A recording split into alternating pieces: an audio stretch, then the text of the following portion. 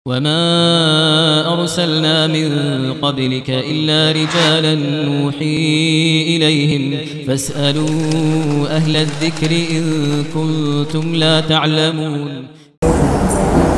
بسم الله الرحمن الرحيم. السلام عليكم ورحمة الله وبركاته. الحمد لله حمدا كثيرا طيبا مباركا فيه كما يحب ربنا ويرضى. أشهد أن لا إله إلا الله وحده لا شريك له وأشهد أن محمدا عبده ورسوله لا نبي بعده. Puji syukur kehadirat Allah Subhanahu wa taala, salawat beserta salam pada junjungan kita Nabi Muhammad sallallahu alaihi wasallam. Ibu-ibu yang dimuliakan Allah, melanjutkan bahasan kajian kita dari kitab Al-Adabil Mufrad. Pada pertemuan kita sebelumnya kita telah sampai menjelaskan bab Islahu Dzatil Bayyin, yaitu bab yang menerangkan tentang perintah agar kita berusaha untuk memperbaiki keadaan hubungan yang rusak di antara sesama muslim. Ini yang disebut dan dinamakan dengan islah. Dalam Al-Quranul Karim, Allah Subhanahu wa ta'ala berfirman, wa in ta'ifatani minal mu'minina qatatalu fa aslihu bainahuma. Kata Allah Subhanahu wa ta'ala di dalam Al-Quran, jika ada dua kelompok di antara kaum mukminin iqtatalu, mereka bertengkar, berperang, fa aslihu bainahuma, maka damaikan antara mereka. Jadi ibu-ibu yang dimuliakan oleh Allah, ini satu syariat yang diperintahkan oleh Allah Subhanahu wa taala agar kita laksanakan di dalam kehidupan kita. Ketika kita melihat dua kelompok kaum mukminin yang retak hubungannya, yang hubungan mereka tidak baik, maka dianjurkan oleh Allah Subhanahu wa taala di dalam ayat ini dan diperintahkan oleh Allah untuk kita mendamaikan, memperbaiki, bukan membiarkan, tapi diperintahkan oleh Allah Subhanahu wa taala untuk mendamaikan. Islah di antara dua kelompok atau dua kaum atau dua orang yang berselisih ini. Ini yang diperintahkan oleh Allah Subhanahu wa taala di dalam Al-Qur'an. Nah, kaum muslimin, ibu-ibu yang dimuliakan oleh Allah, kita tahu ketika ada yang bertengkar, ada dua kelompok umat, kaum yang mereka bermusuhan. Ketika kita tidak menyadari apa yang telah diperintahkan oleh Allah Subhanahu wa taala agar kita melakukan islah, mendamaikan, kecenderungan mayoritas kaum muslimin kadang-kadang mengabaikan, membiarkan dengan berbagai alasan. Di antaranya ibu-ibu yang dimuliakan oleh Allah, kadang-kadang kita tahu ada masalah tapi kita abaikan. Apa alasan kita? Bukan urusan kita. Ya, apalagi alasan kita, Ibu? Cari aman. Ngapa kita ikut campur? Ya. Dan itu yang sering terjadi dalam hidup kita, Ibu. Yang ingin kita lihat dari ayat yang mulia ini, kalau Allah Subhanahu wa taala perintahkan, kata Allah di dalam ayat tadi, wa in ta'ifatani minal mu'minina qatatalu fa aslihu bainahuma. Kalau kita mengetahui adanya keretakan hubungan antara kaum muslimin, agama kita, yaitu Allah Subhanahu wa taala di dalam Al-Qur'an, menyuruh kita untuk mengambil sikap. Apakah sikap kita diam, Ibu, atau kita berusaha untuk mendamaikan? Berdasarkan ayat tadi, berarti prinsip kita selama ini apa Ibu? Salah. Artinya kita tidak punya rasa empati kepada saudara kita. Ketahuilah ibu-ibu yang dimuliakan oleh Allah, ini pertanda di mana kita masih memiliki iman yang tipis. Karena Nabi SAW dalam hadis yang lain mengatakan bahwasanya keimanan seorang mukmin itu, seorang yang beriman itu, dikatakan oleh Nabi SAW, la yu'minu ahadukum, kata Nabi, tidaklah sempurna iman salah seorang dari kita hatta yuhibba li akhihi ma yuhibbu li nafsi. Apa barometernya Ibu? Tanda ciri iman seorang yang sempurna itu, yaitu di mana dia mencintai saudaranya sebagaimana dia mencintai dirinya sendiri. Tidak ada orang hidup di dunia ini yang menginginkan dan mau masalah. Hubungan yang seharusnya baik dengan sesama, apakah itu dengan kerabat, keluarga, tetangga, dan yang lainnya. Maka ibu-ibu yang dimuliakan oleh Allah, sikap seorang mukmin ini dia yang ingin kita garis bawahi dan fahami, bahwasanya agama kita menyuruh kita untuk melakukan islah, memperbaiki. Kenapa? Kembali ke hadis Nabi SAW saat Nabi bersabda, Nabi mengatakan, man ra'a minkum munkaran. Pertengkaran, permusuhan, ini adalah kemungkaran. Apa kata Nabi SAW? Seorang mukmin itu apabila dia melihat kemungkaran, sekarang ada di hadapannya, dia tahu apa yang terjadi antara si A dengan si B, antara dua kelompok yang bermusuhan ini. Dia tahu ini sebuah kemungkaran.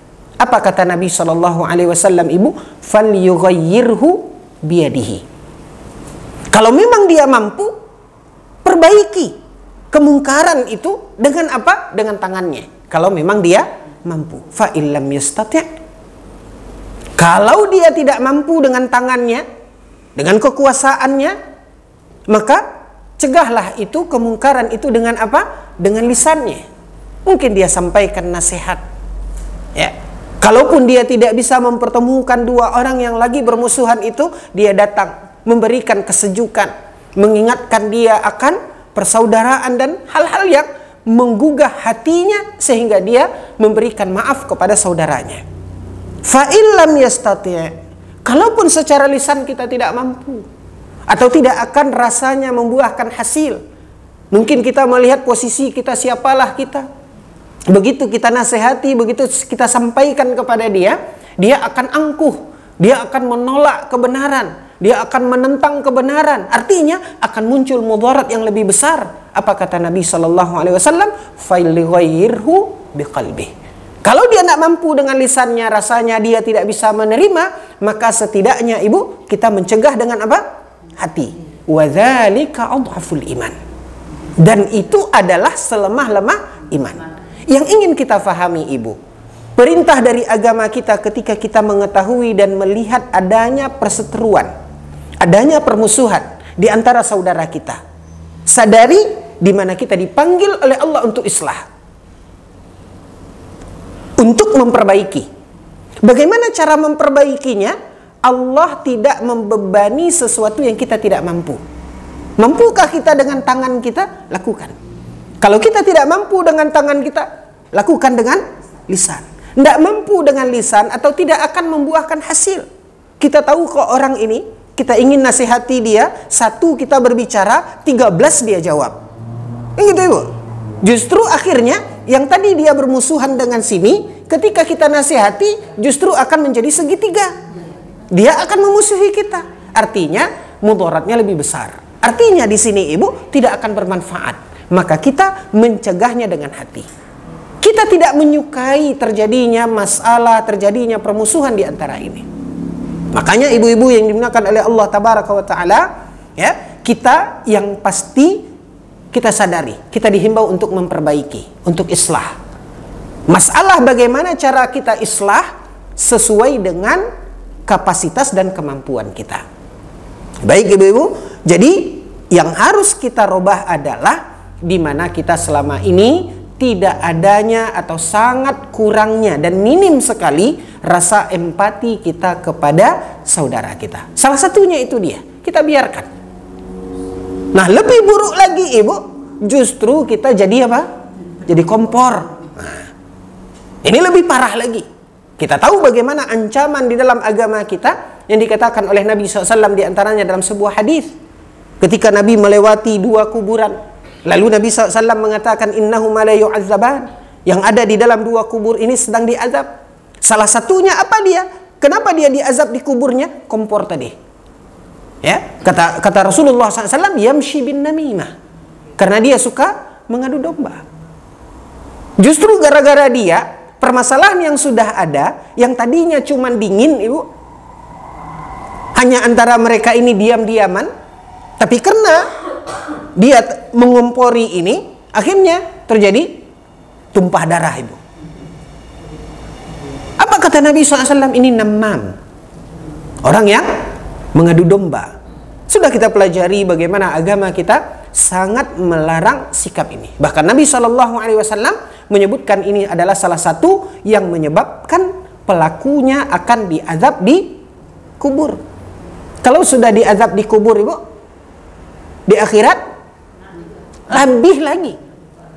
Ya, jangan kita anggap ketika hadis-hadis yang mengatakan diazab dalam kubur, ya sudah berarti di kubur saja, di akhirat enggak.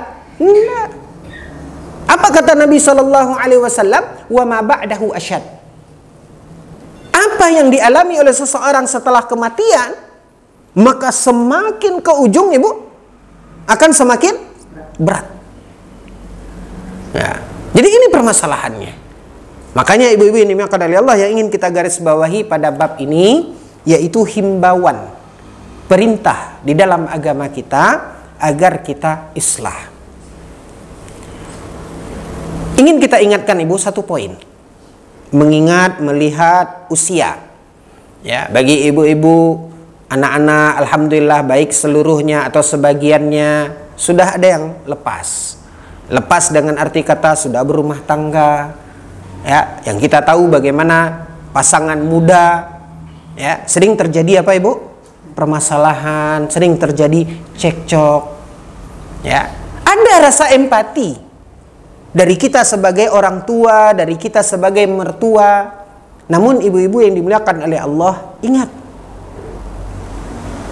bahwasanya terkait dengan masalah ini, kalau ibu mengetahui misalnya hubungan yang tidak baik antara anak ibu dengan menantu, menurut bab kita ini dan menurut ayat yang tadi kita bacakan, apakah ibu diam dengan cara tadi? Jangan kita ikut campur, itu rumah tangga mereka, ya, biar sajalah, mereka sudah dewasa. Apakah kita mengambil sikap seperti itu ibu? Enggak. Orang lain saja kita dihimbau untuk apa? Apalagi ini anak dan menantu ibu. Yang tadi Pak ya, yang bab pertama tadi itu misalnya gini kan, kita udah nasihati dia kan, ini untuk yang kedua nih.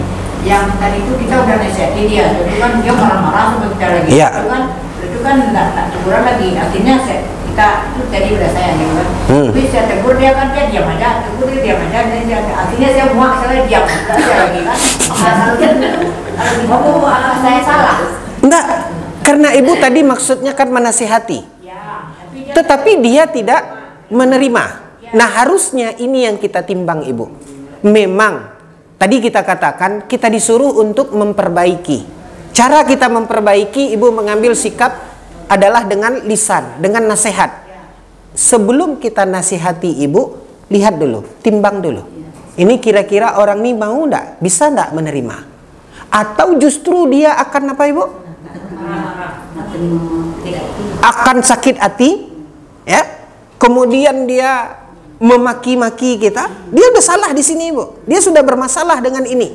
Ketika kita nasihati, dia akan bermasalah pula dengan kita. Nah, dengan kita memprediksi seperti itu, lebih baik diam. Cukup, artinya tidak bisa kita untuk menasihati dengan lisan. Cukup ya, ini kan prediksi kita dulu. Nah, kalau tidak bisa rasanya seperti itu, maka kita cegah dengan hati tadi. Intinya apa? Intinya ibu harus ada rasa di dalam diri kita, panggilan untuk upaya memperbaiki. Nah, rasanya setelah kita timbang tadi, rasanya bisalah. Mungkin dia akan mendengarkan lah. Kan gitu ibu? Toh dia adalah teman kita. Ya, kita ingin menasihati.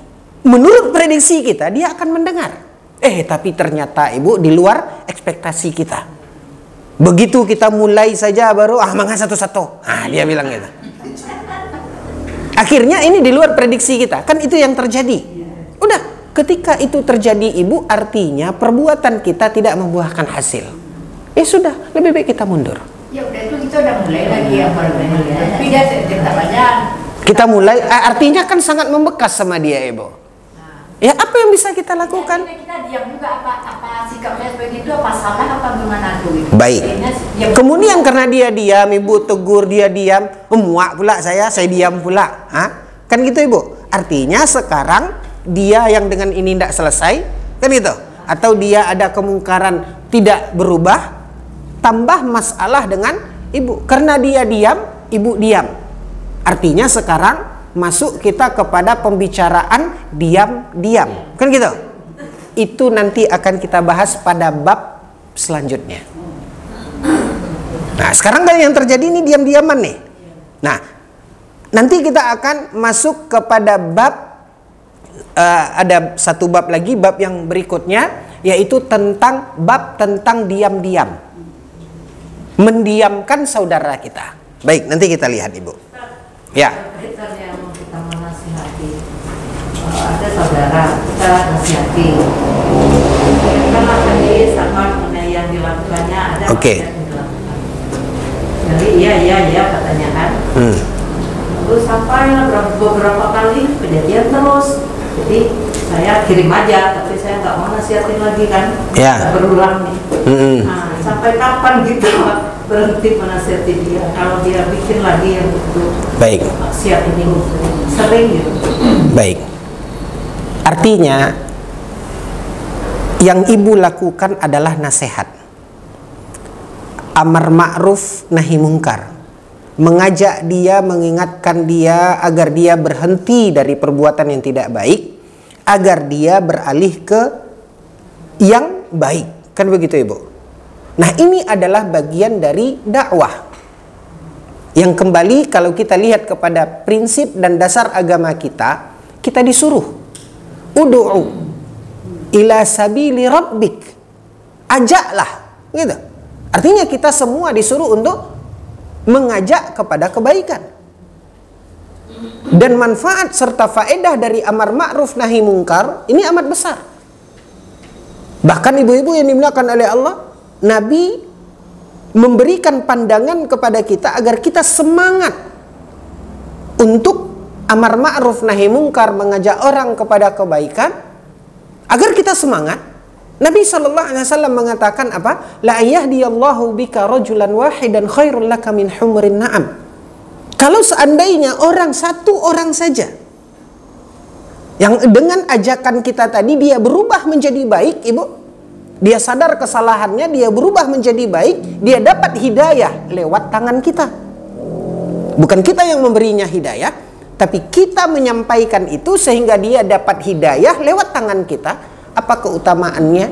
Nabi SAW mengatakan khairul laka min humurin na'am. Itu jauh lebih baik dari dunia dan segala isinya. Sehingga kita termotivasi ibu untuk terus melakukan itu dan melakukan itu.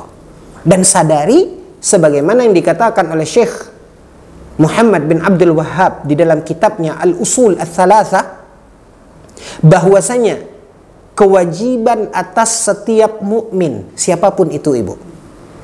Apa kewajiban kita setiap mukmin? Apapun profesi kita, dimanapun kita berada, ya, kewajiban kita, kata Syekh Muhammad bin Abdul Wahhab dalam kitabnya Al-Usul Ats-Tsalatsa, kewajiban kita yang pertama al-ilm, belajar, menuntut ilmu. Setelah kita belajar ibu, yang kita pelajari, yang kita ilmui itu al-amalu bih, berusaha kita untuk mengamalkannya. Berhentikah? Selesaikah kewajiban kita? Yang ketiga, kewajiban kita berikutnya wad'awatu ilaih, berdakwah, mengajak. Jadi dakwah itu bukan beban, bukan tanggung jawab ustadz, dai, tapi adalah kewajiban siapapun kaum mukminin. Tentu menurut kapasitas kita masing-masing. Ya, baik Ibu. Selesaikah setelah kita berdakwah? Yang keempat Ibu, ada kewajiban kita as-sabru 'alal adzafi. Dituntut kita untuk apa Ibu? Bersabar. Kita sudah aja, diulang lagi. Ya, kita sudah sampaikan, masuk sini, keluar sini. Yang gitu Ibu. Sampai kapan? Sampai kapan Ibu? Sampai sampai tidak ada batas. Mungkin Ibu mengatakan udah capek saya. Hah? Dari anak 1 udah 8 anaknya sekarang, tidak berubah-ubah. Kan kita? Bisalah Ibu bentangkan itu rentang waktunya. Bu, mari kita belajar dari Nabi Nuh. Ya, udah capek saya, tiap minggu, tiap Kamis saya luangkan waktu. Hah? Ibu-ibu tidak juga berubah-ubah, capek saya. Misalnya gitu kan Bu. Sampai kapan? Mari kita belajar dari Nabi Nuh. Nabi Nuh alaihissalam diceritakan oleh Allah Subhanahu wa taala dalam Al-Qur'an, "Inni da'autu qaumi lailan wa nahara." Ya Allah, kata Nabi Nuh. Nabi Nuh mengadu kepada Allah atas kekecewaan Nabi Nuh, lelah dan letihnya Nabi Nuh. Apa kata Nabi Nuh? "Inni da'autu qaumi lailan wa nahara." Ya Allah, aku sudah mendakwahi, mengajak kaumku. Setiap Kamis kah Ibu? Tidak. Siang dan malam. Tidak ada henti-hentinya. Lailan wa nahara. Tidak tahu malam, tidak tahu siang. Apa kata Nabi Nuh? Falam yazidhum du'ai illa firara. Sudah begitu ya Allah, aku selalu. Berapa tahun itu Ibu? 9 Umur Nabi Nuh panjang. Baru di ujung usia Nabi Nuh mengenadahkan tangan. Nabi Nuh alaihissalam mengatakan, "Inni da'autu qaumi lailan wa nahara falam yazidhum du'ai illa firara." Tidak ada mereka yang mau ngikut ya Allah. Mereka bertambah jauh. Ini kesabaran Nabi Nuh. Lihat, bertahun-tahun sampai akhir hayatnya baru Nabi Nuh menengadahkan tangannya, mengadu kepada Rabbnya, kepada Allah Subhanahu wa taala. Artinya Ibu, ya, kita dituntut untuk sabar. Ya, sampai kapan? Sampai kita mampu. Kecuali tidak mampu lagi kita Ibu, lakukan.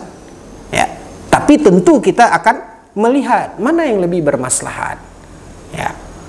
Kemudian ibu-ibu yang dimuliakan oleh Allah, ketika kita sudah sampaikan masalah orang menerima atau dia mendapatkan hidayah, itu di luar kemampuan kita. Innama anta, apa kata Allah Subhanahu wa taala? Innama anta lasta alaihim bimusaitir. Innama anta mudzakkir, kata Allah dalam Al-Qur'an. Ketika Allah Subhanahu wa taala mengingatkan Nabi SAW, tugas kamu, kata Allah Subhanahu wa taala kepada Nabi SAW, tugas kamu adalah mengingatkan. Ya. Dan kamu tidak bisa memaksa. Lihat Ibu, ada kunci-kunci yang diajarkan di dalam menegakkan dan menjalankan amar ma'ruf nahi munkar tersebut. Yang tentu ibu-ibu yang dimuliakan oleh Allah, kembali kita mencontoh, menauladani apa yang dilakukan oleh Nabi Sallallahu Alaihi Wasallam dan juga apa yang diceritakan oleh Allah Subhanahu Wa Taala dalam Al-Quran. Kembali kepada pertanyaan Ibu, hal yang seperti itu butuh kesabaran. Ingat Ibu, pertama belajar, mengamalkan, menyampaikan, mengajak Ibu. Yang terakhir, sabar. Ya, sabar itu sampai kapan? Belajar dari Nabi Nuh. Ya, kecuali sudah lewat waktu kita dari Nabi Nuh, boleh Ibu tengadahkan, boleh Ibu berhenti. Ya, tapi selama masih di bawah apa Ibu? Nabi Nuh berarti masih terus kita. Nah, ketika kita sudah sampaikan, ketika kita sudah melihat apa yang mesti kita timbang dalam menyampaikan tersebut, ya, dia mendapat hidayah, dia menerima atau tidak, itu kita serahkan kepada Allah Subhanahu wa taala. Ya, oke. Mendamaikan itu dengan hati, gimana cara kita mendoakan? Artinya, termasuk diantaranya kita mendoakan. Rasanya kita tidak kuasa, kita tidak punya kekuasaan untuk mendamaikan mereka dengan tangan kita. Ya, kita sampaikan dengan lisan, rasanya pun dia akan membangkang.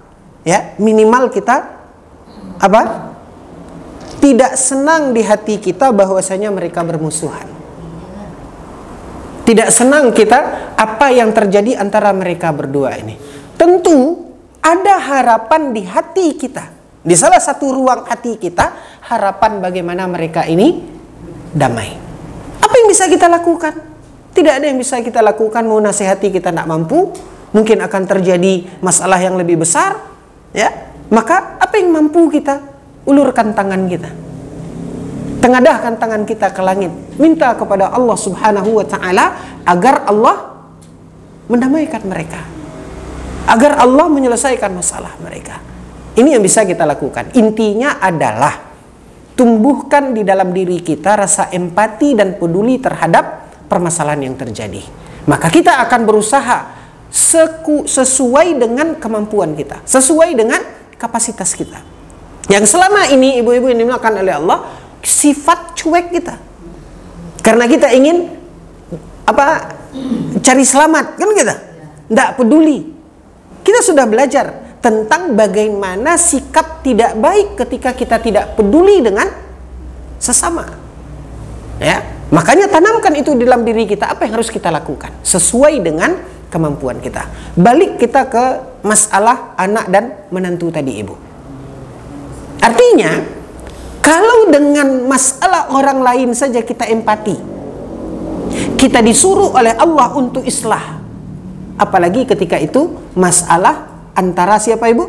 Anak dan menantu. Kan gitu. Namun ibu-ibu yang dimuliakan oleh Allah, ya, ketika itu terjadi pada anak dan menantu, yang sering terjadi adalah ibu ikut campur. Ibu ikut campur, tapi campur bukan untuk mendamaikan. Ya, ada rasa empati itu. Kenapa? Oh, anak saya digitukan. Ah, kayak gitu. Ibu ikut campur, tapi ibu ikut campur salah. Ya, jadi ibu-ibu yang dimuliakan oleh Allah, memang prinsip awalnya, jangankan anak dan menantu kita, orang lain saja kita dituntut, diminta untuk mendamaikan. Apalagi itu terjadi pada anak dan menantu kita. Dan yang dituntut, diminta kepada kita adalah mendamaikan, bukan mengompori. Ya, makanya ibu-ibu yang dimuliakan oleh Allah, dalam Al-Quran, ketika Allah Subhanahu wa ta'ala menyinggung terkait masalah rumah tangga, ya, di mana mereka yang bersangkutan antara suami dan istri harus mencari solusi dari masalah yang terjadi. Lalu kemudian apa kata Allah di dalam Al-Quran? Kalau memang menghajatkan untuk masuknya pihak ketiga, apa kata Allah dalam Al-Quran? Fab'athu hakaman min ahlihi wa hakaman min ahliha. Dipertemukan dua pihak keluarga, maka mintalah hadir, datang, utuslah pihak dari laki-laki dan pihak dari keluarga perempuan. Yurida islah. Kalau memang maksudnya mereka itu ingin apa, ibu? Berdamai. Ya, kalau memang maksud mereka itu ingin berdamai. Artinya kita, walaupun kita adalah orang tua ataupun pihak mertua, kita masuk ke dalam permasalahan yang terjadi di dalam rumah tangga anak dan menantu, ibu, tugas kita kembali catat, garis bawahi, tugas kita adalah tujuannya islah. Ya. Nah, yang banyak terjadi apa, ibu? Empatinya terpanggil. Kenapa? Bersangkutan dengan anak kita. Ini gitu, ibu. Kita terpanggil. Tapi yang banyak justru bukan untuk apa, ibu? Untuk islah, untuk mendamaikan. Justru kita mengompori. Bahkan ibu-ibu yang dimuliakan oleh Allah, satu kesalahan di dalam memahami. Ya. Campur tangan orang tua dan mertua menyebabkan kerusakan rumah tangga anaknya. Pernah terjadi, Ibu, ada salah seorang ikhwan yang datang, ya, di mana dia menyampaikan dia telah mentalak istrinya. Artinya apa, Ibu? Pertengkaran mereka, permasalahan mereka berujung kepada perceraian. Saya tanya, apa masalahnya? Ya, dia mengatakan begini, dia ceritakan. Ya, dan ketika dia menceritakan nilai yang tidak baik pada istrinya itu, apakah itu ghibah, Ibu? Kita dudukkan dulu, nanti Ibu beranggapan, wah, menghibah, Ustaz. Nah, dia menanyakan itu, saya sampaikan. Ya, lalu dia katakan, iya Ustaz, tapi bagi saya itu tidak masalah. Saya paham. Karena kondisi istri saya begini, karena latar belakang dia begini, saya paham. Tapi orang tua saya tidak bisa menerima. Iya, Ibu. Jadi masalahnya itu dia ya biasa menerima, dia memaklumi keadaan istrinya. Ya, artinya Ibu dia pulang, tidak ada lauk, tidak ada yang dimakan, dia paham kok. Istrinya sibuk dengan anaknya yang 6. Begitu, Ibu. Bisa tidak suaminya memahami? Tapi begitu berita ini sampai ke orang tua laki-laki ini, apa kata orang tuanya? Kalau tidak terurus sama istri kamu, apa sini pulang kampungnya lah, biar saya yang ngurus, gitu. Sehingga Ibu terjadilah ini. Intinya apa? Kehancuran rumah tangga mereka, faktor utamanya adalah orang tua laki-laki. Sampai akhirnya Ibu ini berjalan, berujung kepada di mana orang tuanya mengatakan, dah, ceraikan istri kamu, tidak baik deh. Ya, dengan dasar perintah orang tua ini kemudian dia apa, Ibu? Jatuhkan talak kepada istrinya. Ya, sampai saya katakan, kalau memang Anda bisa memahami, bisa bertoleransi atas, memang itu sebuah kekurangan mungkin pada umumnya orang, tapi dia bisa memahami. Artinya Anda bisa menerima. Tapi kenapa sampai Anda menjatuhkan talak? Ya, karena dia ingin berbakti kepada ibunya. Ya. Lalu ibu-ibu yang dimuliakan oleh Allah, uniknya dia pun mengatakan bahwasanya alasan dia, orang tuanya, ketika saya sampaikan bahwasanya orang tua hanya bisa masuk dengan tujuan apa? Islah, mendamaikan. Tapi untuk mengompori tidak. Lalu dia katakan bahwasanya ibunya ini berdalil dengan kisah yang sering kita dengar di ceramah-ceramah, Ibu. Suatu hari Nabi Ibrahim alaihissalam berkunjung ke anaknya. Ketika dia sampai di rumah Ismail, ternyata Ismail tidak di rumah. Yang bertemu di situ siapa, Ibu? Istri Ismail. Lalu begitu dia bertemu, dia tidak tahu kalau itu ayah mertuanya. Setelah dia bertemu, lalu kemudian ayahnya pergi. Apa dia katakan kepada anaknya ini, Ibu? Ganti. Kan berarti Ibu juga mendengar cerita itu kan? Ganti palang pintu. Tahu anaknya bahwasanya ini isyarat dari Nabi Ibrahim agar dia menceraikan istrinya. Dia pergi ke anaknya satu lagi. Juga sama, tidak bertemu dengan anaknya, tapi bertemu dengan menantunya. Dan menantunya tidak tahu dengan dia. Begitu dia bertemu begini, ya. Lalu kemudian dia titip pesan, dah kalau gitu nanti suamimu pulang, sampaikan ke dia, pertahankan palang pintu. Kan gitu, Ibu. Akhirnya apa, Ibu? Anaknya memahami bahwasanya ayahnya ini mengatakan untuk apa? Mempertahankan rumah tangganya. Kenapa? Karena istrinya ini baik. Dia berdalil dengan itu. Lalu saya katakan, Ibu, apa ibumu Nabi Ibrahim? Kalau dalilnya itu, Ibu, jangan samakan. Apa yang Allah Subhanahu wa ta'ala ilhamkan kepada para anbiya itu adalah wahyu. Kalaupun memang seperti itu, kisah itu adanya, tidak bisa kita samakan sehingga semua orang tua punya wewenang seperti di kisah Nabi Ibrahim. Apa ibumu Nabi Ibrahim? Begitu, Ibu. Nah, inilah yang harusnya kita fahami. Rasa peduli, empati kita wajar. Kita peduli kepada keadaan rumah tangga, anak, menantu kita. Tapi ingat, Ibu, kepedulian kita itu hanya dalam bab islah. Baik, ini yang ada di dalam bab pada pembahasan kita. Dalam bab ini ada satu riwayat yang dinukilkan oleh Imam Al-Bukhari rahimahullahu ta'ala di dalam kitab Adabil Mufrad, masih di dalam bab islah, yaitu memperbaiki hubungan yang retak di antara sesama, yaitu hadis yang diriwayatkan oleh Imam Al-Bukhari dengan sanadnya sampai kepada Abdullah ibnu Abbas. Abdullah ibnu Abbas, atau yang dikenal dengan Ibnu Abbas radhiyallahu anhu, ketika Allah Subhanahu wa ta'ala berfirman, Ibnu Abbas, Ibu, ini adalah salah seorang sahabat yang dikenal sebagai ahli tafsir. Makanya ada kitab tafsir Ibnu Abbas.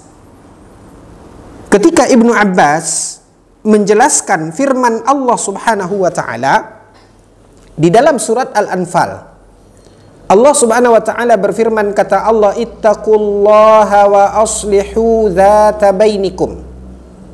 Allah berfirman, bertakwalah kepada Allah dan perbaikilah hubungan yang rusak di antara kalian. Artinya, damaikan antara dua orang yang tidak baik hubungannya. Makanya kita disuruh, dihimbau untuk mendamaikan. Ini di dalam ayat. Apa kata Abdullah ibnu Abbas menafsirkan ayat yang mulia ini? Abdullah ibnu Abbas mengatakan, hadza tahrijun minallahi 'alal mu'minin. Kata Ibnu Abbas, ayat ini memberikan pelajaran kepada kita di mana Allah menghimbau kaum mukminin.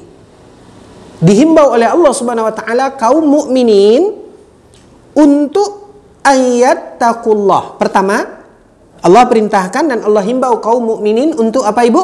Bertakwa. Ya. Ini ajakan, perintah.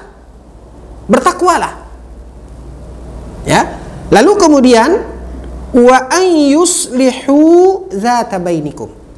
Yang kedua, perintah Allah Subhanahu wa taala apa, Ibu? Untuk kita memperbaiki hubungan yang rusak di antara sesama kaum muslimin.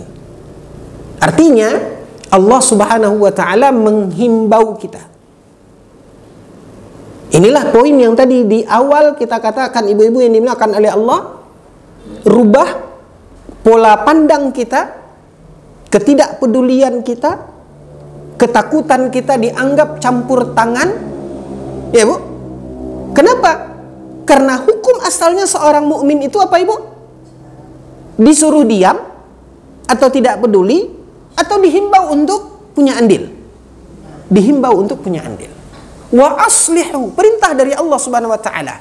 Makanya dikatakan oleh Abdullah ibnu Abbas, hadza tahrijun minallah. Ini adalah himbauan dari Allah, perintah dari Allah, dan ini tugas kita yang pertama. Sembari kita kemudian menimbang untuk melakukan itu, timbang sejauh mana kemampuan kita, posisi mana yang bisa kita ambil. Apakah dengan kekuasaan kita, apakah dengan lisan kita, atau seminim-minimnya dengan apa, Ibu? Hati kita. Seperti yang telah diajarkan oleh Nabi SAW. Nah, inilah ibu-ibu yang dimuliakan oleh Allah, yang perlu kita fahami dan garis bawahi adalah hukum asalnya seorang mukmin, tunjukkan empati kita, peduli kita dengan permasalahan yang sedang terjadi di antara saudara kita. Sesuai dengan kapasitas dan kemampuan kita. Sesuai dengan pertimbangan kita mana yang lebih bermaslahat. Apakah bermaslahat ketika kita nasihati? Atau ketika akan kita nasihati, kita sampaikan dengan lisan kita, justru akan timbul dan muncul mudarat yang lebih besar.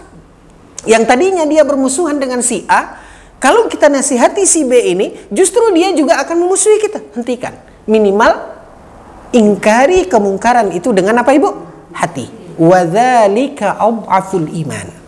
Nabi SAW mengatakan di ujung hadis itu, Nabi SAW mengatakan, dan itu adalah selemah-lemah iman.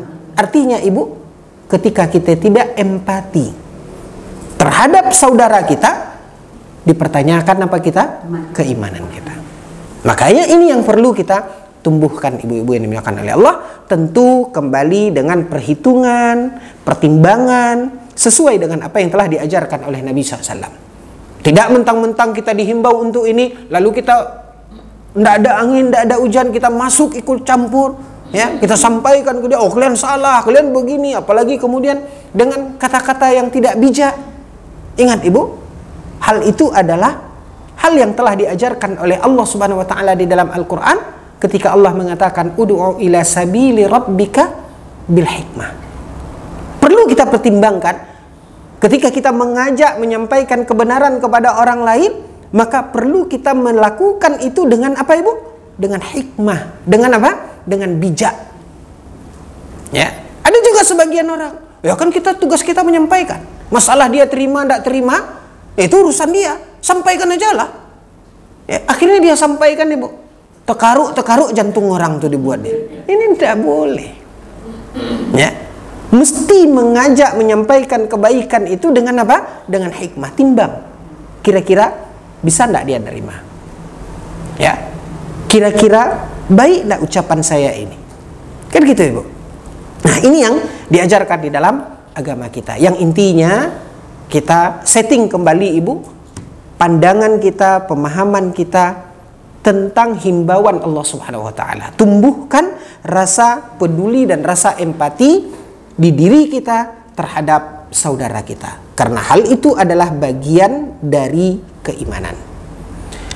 Lalu kemudian, ibu-ibu yang dimuliakan oleh Allah, melangkah kita kepada bab berikutnya, yaitu bab yang menjelaskan tentang at-ta'nu fil ansab. Yaitu bab yang menjelaskan tentang larangan mencela nenek moyang, nasab. Nasab itu artinya apa, Ibu? Keturunan. Tidak tahu saya di buku Ibu diterjemahkan apa?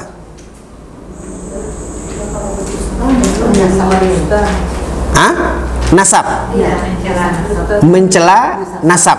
Nasab itu, Ibu, keturunan. Hah? Susunannya sini. Selanjutnya kita berdusta kepada seseorang pada yang percaya setelah. Baik, Ibu tengok kedudukan hadisnya. Hadis yang bab itu. Iya. Dah? Ya. Ustaz, berarti kita mendamaikan orang persaudaraan itu ininya tuh derajatnya tuh lebih tinggi dari sholat, puasa dan sedekah. Iya, hadis kemarin. Berarti harus selesai gitu. Makanya itu dia. Kita setting kembali hati kita. Kita ini kan terdidik untuk safety player, Ibu. Ya, sehingga apa? Saking safety playernya kita tidak peduli. Kemudian, ya, dalam hidup seorang mukmin juga harus mempertimbangkan yang namanya manajemen risiko. Jadi semuanya ada kaitannya, Ibu, ada hubungannya. Ya. Tetapi yang harus kita sadari sebagai seorang mukmin, ini loh yang diajarkan di dalam agama kita. Sehingga kita terpanggil, terpicu. Makanya minimal apa, Ibu? Minimal ada penggalan doa kebaikan bukti peduli kita kepada saudara kita.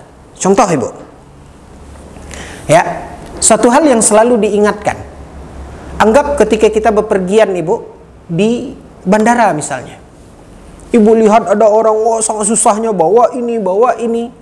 Sebagai seorang manusia, fitrah kita terpanggil, apalagi misalnya kita laki-laki Ibu lihat emak-emak, ya, seperti itu, yang terbayang siapa Ibu? Kenapa kalau mak seperti ini, seperti apa? Kan gitu Ibu. Otomatis kita terpanggil untuk apa Ibu? Membantu. Begitu lewat Ibu di scan itu, wah ternyata ekstasi, narkoba. Siapa yang kena Ibu? Makanya dihimbau apa? Ibu ini yang manajemen risiko tadi. Kita sadar bahwasanya itu adalah seharusnya sebagai seorang mukmin kita disuruh membantu. Tapi ada risiko di situ yang kita tidak tahu kan Ibu? Ya, yang kita tidak tahu. Akhirnya apa yang ada di situ Ibu? Kita tawarkan membantu dengan risiko tadi karena kita tidak tahu. Nah, orang apalagi dengan zaman sekarang Ibu. Jadi apa yang kita lakukan? Kalau Ibu nampak seperti itu, orang bawa gitu, memang kita tidak boleh apa Ibu? Suuzon, gitu. Tetapi apakah siap kita dengan risiko tadi? Tentu tidak. Nah, apa yang kita lakukan? Pura-pura tidak nengok aja Ibu. Tidak nampak gitu. Atau gimana Ibu? Pertanyaan buat apa dulu? Bawa apa nih Bu? Kepo amat.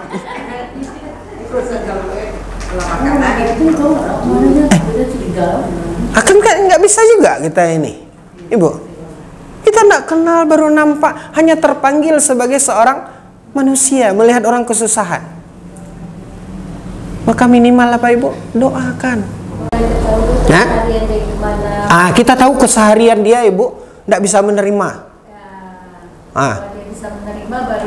Dia tidak bisa menerima. Semua orang di komplek itu dicakainya semua. Balik ke hati tadi Pak Ustaz. Balik ke hati kita lagi. Artinya kita cuma bisa apa Ibu? Urut dada. Ya, luputkah kita dari himbauan Allah tadi? Tidak. Ya Allah, damaikanlah hati di antara mereka ya Allah. Ya Allah, dekatkanlah hati di antara mereka ya Allah. Ya. Kenapa? Kita mau ikut campur tidak bisa. Kita mau menasihati awak pula yang bermasalah sama dia. Kan banyak seperti itu Ibu. Tapi apakah? Ya udahlah, biar aja lah urusan orang. Nah, ini yang mau kita setting lagi tadi Ibu. Ya, lakukan apa yang bisa kita lakukan karena Allah menghimbau kita. Kalau kita ini besar resikonya, ya, kalau kita ini akan terjadi mudarat yang lebih besar, gitu. Makanya setidaknya masih ada hal dan celah yang bisa kita lakukan untuk mewujudkan himbauan Allah ini. Rasa peduli dan empati kita. Ini yang kita maksudkan. Baik. Yang masalah kayak di bandara tadi, itu apakah kita langsung memutuskan di hati atau kita menganalisa dulu, misalnya dari, kan kita bisa lihat dari kira-kira ibu ini gimana, ya, anak atau tidak, atau kita menganalisa dianya lah gitu. Soalnya kan kalau kita berprinsip kita ke hati, semua kalau kejadian yang sifatnya menolong di bandara, dia di tempat umum, pasti kita ke hati saja jadinya. Kalau Ustaz, otomatis kan kita ambil posisi yang paling rendah jadinya gitu. Iya. Apa kita mau ambil posisi yang paling tinggi? Iya. Ya, makanya tadi kita lihat perlunya seorang mukmin ini melihat dari sisi manajemen risiko tadi. Ya. Oh, rasanya begini. Oh, ibu ini Masya Allah dia berhijab, hijabnya syar'i, kan gitu kan Bu? Kan kita memprediksi seperti itu. Ya, walaupun itu hanya prediksi. Suatu hal yang juga tidak bisa dipastikan. Wah, rasanya tidak mungkin lah. Memang dia ini mutlak apa Ibu? Mutlak karena kesusahan, karena barang-barangnya banyak. Ya sudah, akhirnya kita lakukan. Kembali kepada prediksi kita. Saya mengatakan itu bukan harus mengambil yang terendah tadi, enggak. disinilah kita ibu, kita ingin tentu fastabiqul khairat. Ya, ada juga orang yang tidak peduli dengan itu ibu.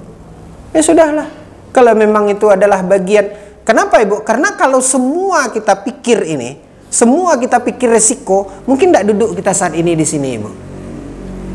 Karena semua resiko yang kita pikirkan, ibu tuh sejauh itu gimana nanti di jalan, gimana nanti ini, gimana ini.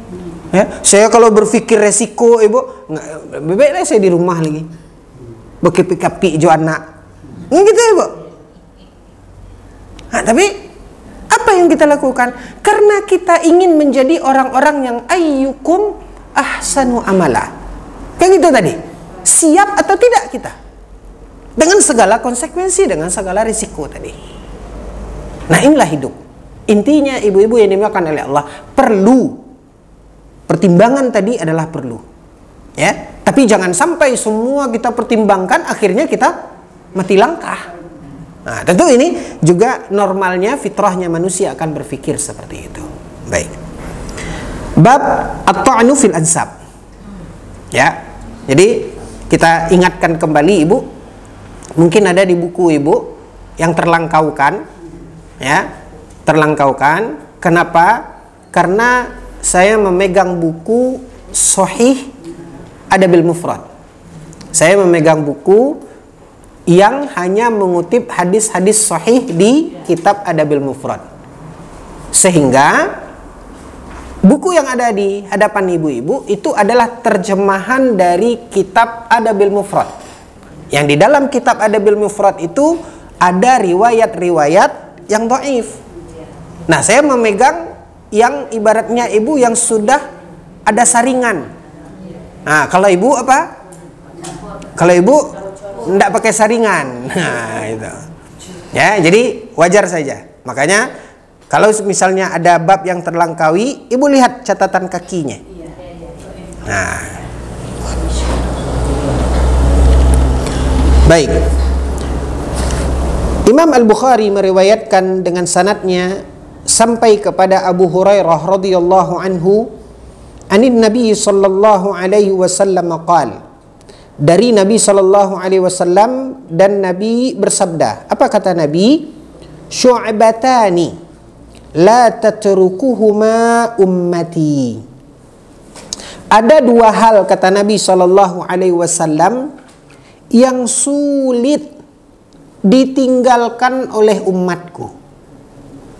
Ada dua hal kata Nabi sallallahu alaihi wasallam yang tidak bisa ditinggalkan oleh umatku, ya, oleh umat Nabi Muhammad SAW, oleh kaum mukminin.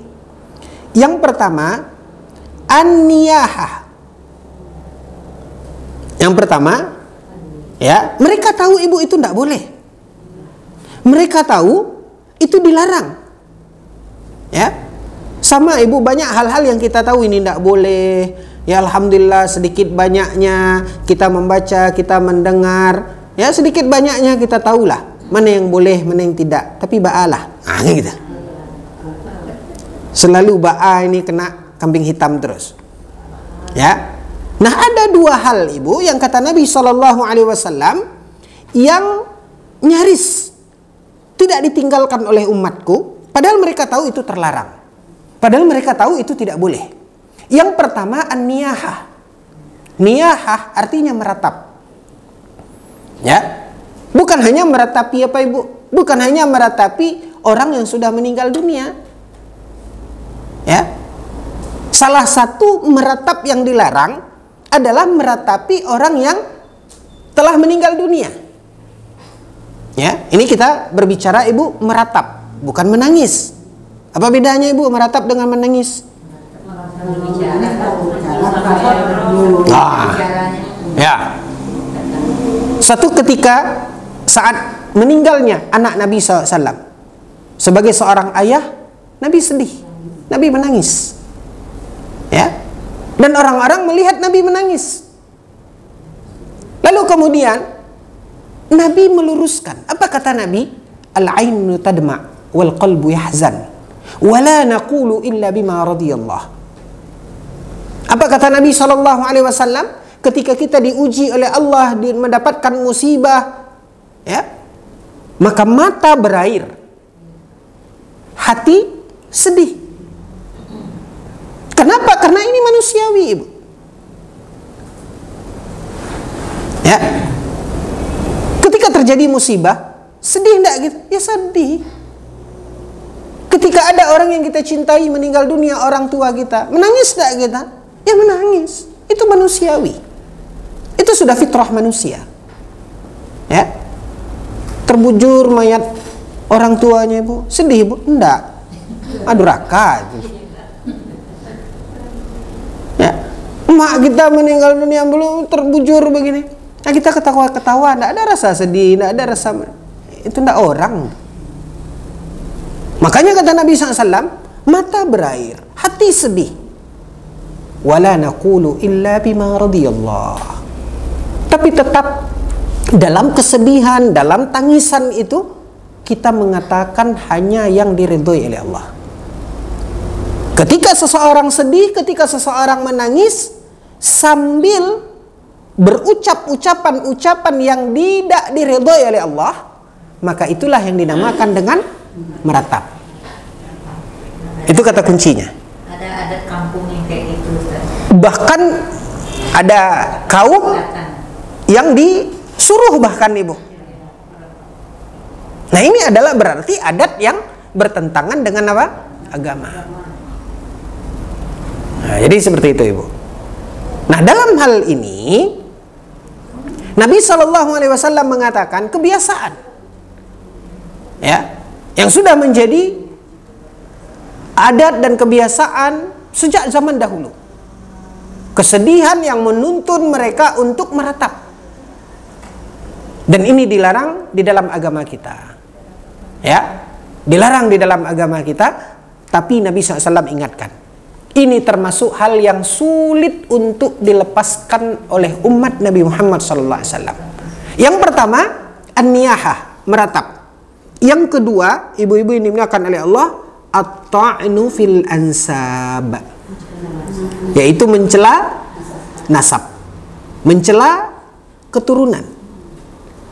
Ya.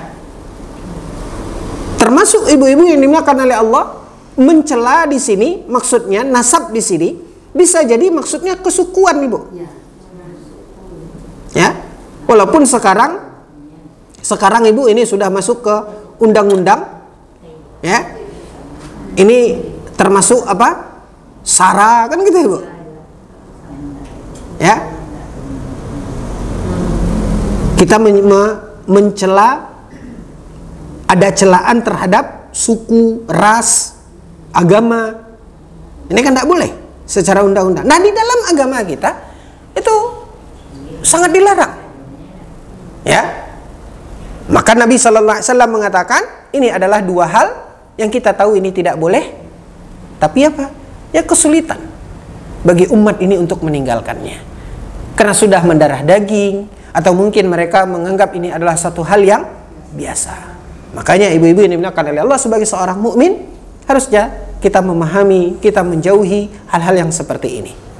Nah, terkait dengan meratap, memang identiknya, Ibu, ratapan itu ya terjadi pada saat ketika ada orang yang meninggal dunia, khususnya orang-orang yang kita cintai, orang-orang yang kita tempatkan di tempat istimewa di hati kita, terpicu kita untuk meratapnya, ya, meratapinya. Tetapi sesungguhnya ibu-ibu ini dimuliakan oleh Allah, ratapan itu bukan hanya saat adanya orang yang meninggal dunia. An-niyahah itu bisa terjadi dalam ratapan kita terhadap hal-hal yang lain. Termasuk apa, Ibu? Kehilangan, ya, apapun. Artinya meratap pada musibah, meratapi ujian dan musibah dari Allah Subhanahu wa taala, ini termasuk. Bukan hanya terkait apa, Ibu? Memang identiknya orang banyak meratap itu terkait dengan kematian, kan begitu? Termasuk juga itu. Ya, termasuk itu. Nah, ingin kita berikan contoh yang real, Ibu. Beri contoh yang real. Ya. Apapun lah ibu, entah ada yang hilang di rumah, entah ada dulu ibu mengidam-idamkan misalnya entah hiasan rumah, payah ibu ngumpul-ngumpulkan uang ya, akhirnya terbeli itu gitu kan, indah, enak tahu-taunya pecah, anak main sedih ibu bu sedih. Ingat apa yang disebut meratap itu ibu? Menangis sambil baca-baca yang tidak diredoi Allah, itu intinya. Nah, aplikasikanlah oleh ibu dalam contoh tadi. Kadang sedih kita, ya, apalagi saat misalnya ada sesuatu yang tidak mengenakan dalam hubungan rumah tangga, entah apa paja baulah, gitu ibu. Sedih enggak ibu? Ada enggak omongan-omongan yang itu akan jatuh kepada hal yang terhitung sebagai apa ibu? Meratap. Hati-hati. Ini saya ingatkan. Memang identiknya meratap itu terkait kematian. Tapi bukan hanya itu. Apapun kesedihan. Ya, yang intinya apa ibu? Apa maksud daripada meratap itu? Yaitu menangis dan sedih sambil mengucapkan ucapan-ucapan yang tidak diridhai oleh Allah. Ya. Bahkan tidak jarang ibu-ibu yang dimakan oleh Allah, minimal kalaupun kita tidak memaki-maki, kalaupun kita tidak macam-macam lah. Ibu. Termasuk ibu menangis sambil mengungkapkan kata-kata umpatan, makian, carutan misalnya, kan sering itu ibu. Pernah kita sedih, kesal, kita pun hal yang seperti itu. Apakah ini tidak termasuk perkataan yang tidak diridhai Allah? Diridhai Allah enggak ucapan-ucapan itu ibu? Enggak, berarti itu masuk. Makanya hati-hati. Nah, ini yang disebutkan oleh Nabi SAW. Amat sulit, kita tahu itu enggak boleh. Tapi karena kondisi, karena keadaan, karena emosi, ya, karena marah, karena sedih, itu kan banyak sering terjadi ibu. Kita mengeluarkan kata-kata umpatan. Kita mengeluarkan kata-kata yang tidak diridhoi oleh Allah Subhanahu wa taala. Ya. Kalau kita meratap, bersedih, menangis dalam yang ketika musibah itu, kita meratap sama Allah, itu boleh nggak Pak Ustaz? Meratap kita sama yang di atas gitu, tapi meratap kita ya yang sisi kata-kata yang baik, tapi kita dalam keadaan sedih, menangis, dalam keadaan ada musibah seperti yang kita bilang tadi, kita meratap sama yang di atas. Itu boleh nggak? Itu dibolehkan apa? Itu justru terpuji ibu. Hah? Itu justru terpuji. Karena memang itulah ratapan yang diridhoi. Semakin seorang hamba menghinakan dirinya di hadapan Allah, semakin Allah Subhanahu wa taala menyukai. Misalnya masalah keluarga, gitu semua kita ratapin sama yang di atas gitu. Memang begitulah seharusnya sikap kita.